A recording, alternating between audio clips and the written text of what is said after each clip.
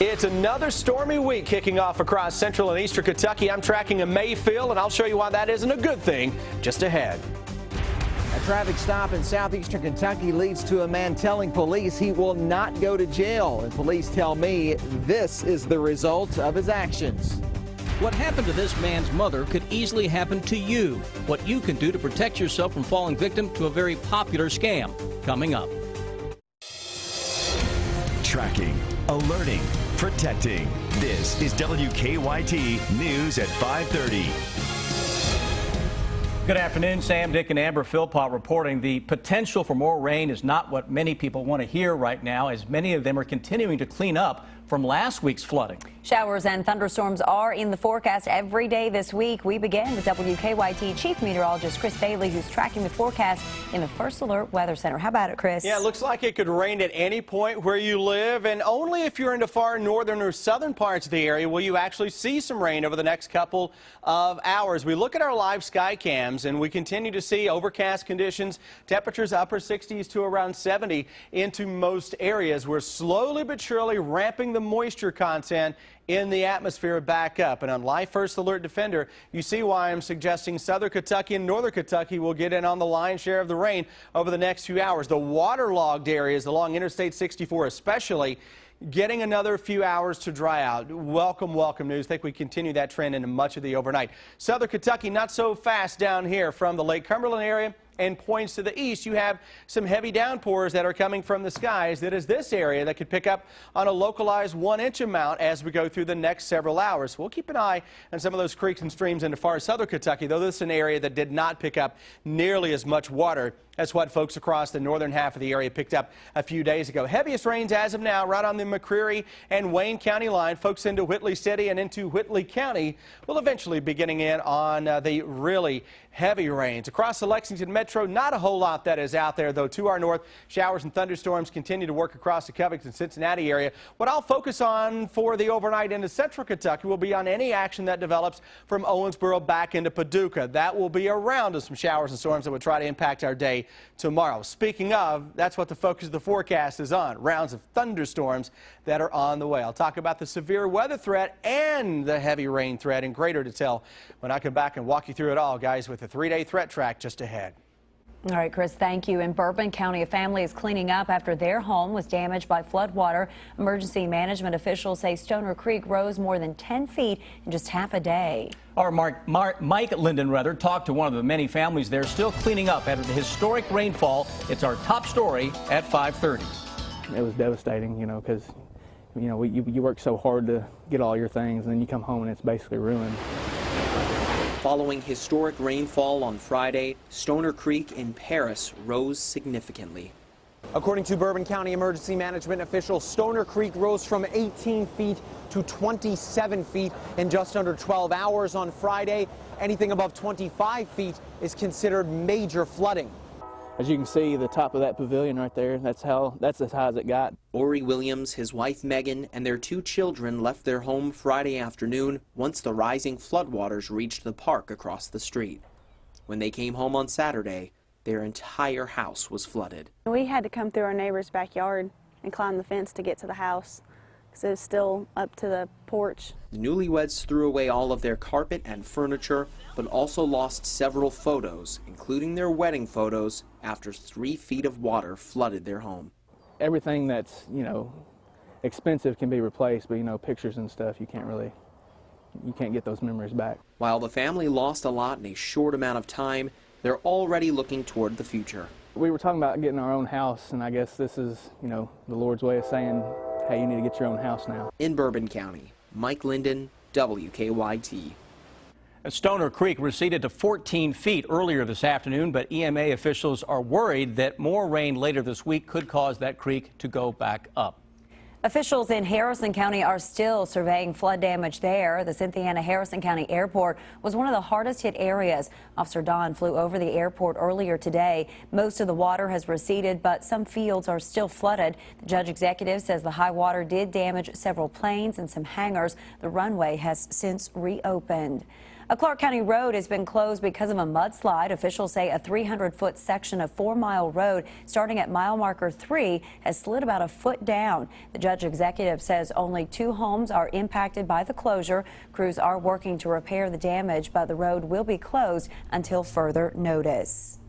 A southeastern Kentucky man is in jail today after he told police there was no way he would end up there when he was pulled over for a traffic stop Sunday night.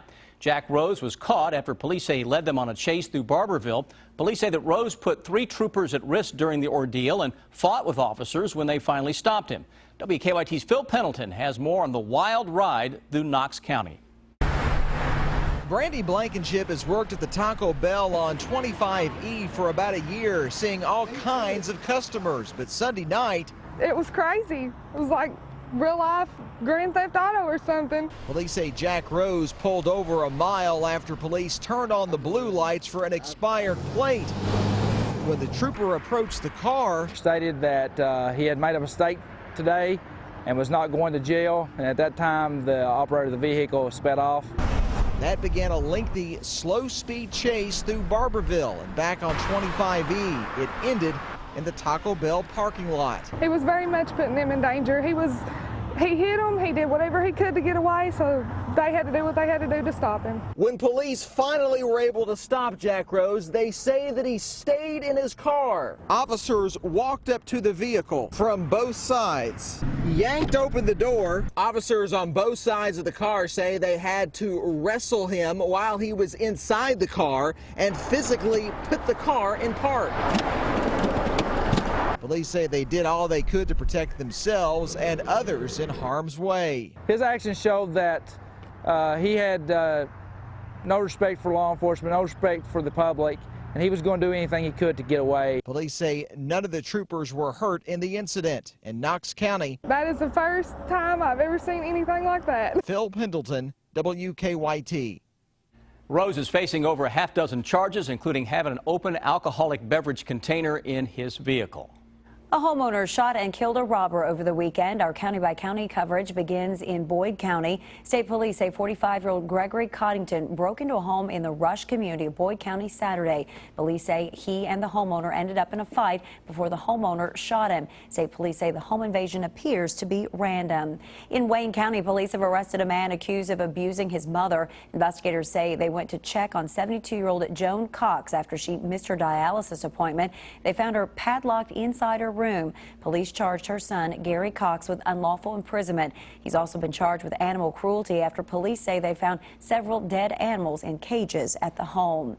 And in Pike County, the president at the University of Pikeville has announced he's stepping down. In an email, Dr. James Hurley said he resigned his position April 2nd because of personal reasons and has made the professional decision to put his family first. Former president and current chancellor Governor Paul Patton will serve as interim president for the university. Hurley took over as president in July of 2013. A federal judge has delayed the trial of a former state representative accused of bribing a mine inspector to overlook violations at his coal mine. Keith Hall's trial was originally scheduled for later this month. His attorney has asked for more time to prepare after they learned that a mine inspector would be called to testify. State mine inspector Kelly Shortridge pled guilty last month to taking more than $46,000 in bribes from Hall. Hall's trial date has been moved to June 8th. It starts with a phone call and a pleading voice on the other end of the line. It usually ends with the recipient of the call being scammed out of thousands of dollars. Don't tell my parents about this. Please don't call my mom and dad. I just need you to send in. Steve says this is what the caller told his mother. And as a frightened grandmother, she did what she was told. Grandma, I was in Canada with some friends, and we got arrested, and I need you to send me some money. She was asked to send $2,000 via Western Union immediately. Hours later, Steve's mother learned her grandson was home and fine. She had been scammed. She was embarrassed, obviously, embarrassed that she had done it and got taken in the scam. Postal inspectors say this type of scam often targets the elderly and preys on their emotions. Tell them that they have been involved in an accident or there's an emergency and they need some money and they need it right away and they need cash. Postal inspectors recommend you alert elderly parents or relatives that they could be targeted and offer some advice. When in doubt, believe but verify. That's the most important thing. Take a moment try to get another loved one involved in the situation. Also, ask questions only family would know. Did you call your father, and what's your father's phone number again? Because I'll call him right now. If you believe you've been a victim of this type of scam, contact the U.S. Postal Inspectors at 1-877-876-2455. Also, your local police or sheriff's office. Follow WKYT online at WKYT.com. Join the conversation on Twitter and become a part of the WKYT Facebook family.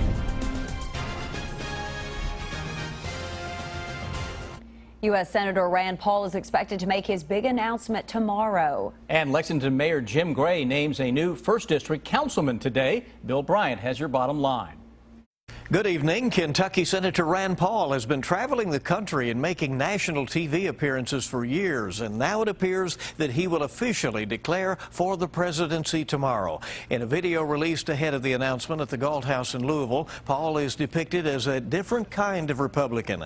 The video message tries to drive home Paul's efforts to expand the GOP by reaching out to inner city and other voters where the party has long been weak. Paul, who is also running for re-election to his Senate seat, will make his announcement in Louisville tomorrow at noon and then set off on a tour of early presidential and primary states.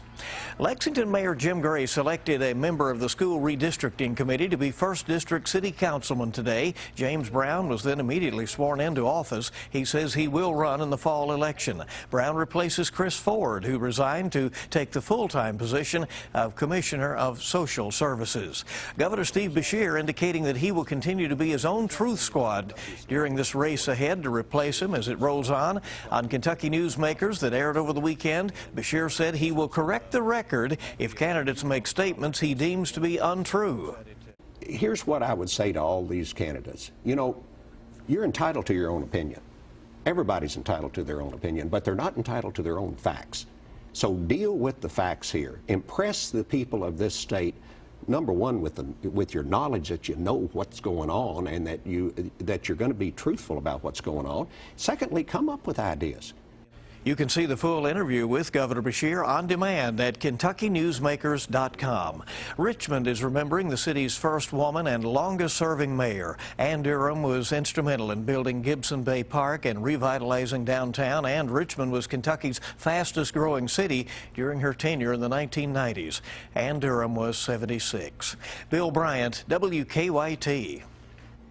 It's a reminder of the dangers that some children face every day. Today, the Lexington and Fayette County Health Department planted pinwheels outside its building on Newtown Pike. The goal is to raise awareness about child abuse in Kentucky.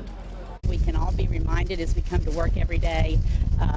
People can ask questions. They'll wonder what the pinwheels are there for, even though we have the sign, and hopefully that'll prompt them to get some help if they need it. The health department offers a program for new parents called HANDS, which helps teach important health and safety tips for raising a new baby.